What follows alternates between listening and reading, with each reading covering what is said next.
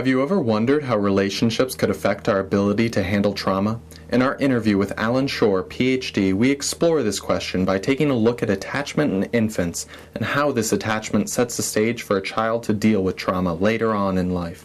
Attachment communications, which are emotional, are forging the connections within the early developing right brain, because we know that the right brain is dominant for attachment and for stress regulation and for nonverbal communication, that the right brain literally it is imprinted by these attachment relationships. And so the attachment relationship is imprinting the experience-dependent maturation of this right brain through these mother-infant interactions.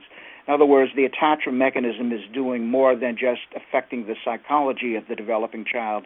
It's impacting the brain circuits of the developing child, which are also occurring at that particular time.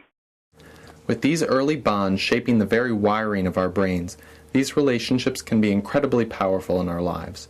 But for so many, these secure bonds did not form in ways that would build resilience to trauma later in life. And that's why the relationship between patient and therapist can be so crucial in promoting healing. So you have a two-person psychology, and this is the shift in the paradigm from one to two-person. The therapist does not create the secure attachment for the patient. He is learning how to co-create that with this particular patient.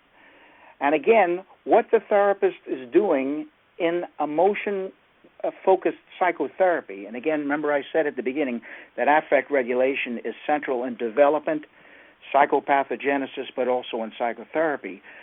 The therapist is providing a growth-facilitating environment in which the attachment can move to more complexity and more maturity.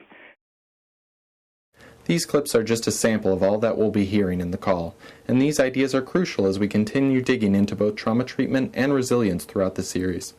In the weeks to come, we'll hear from experts on topics like treating complex trauma in children, how the Polyvagal theory refines our understanding of trauma, and what to avoid when treating trauma. It's free to listen at the time of broadcast. You just have to sign up. Go to www.nicabm.com/treating-trauma to find out more about this call and other cutting-edge teleseminars in trauma treatment.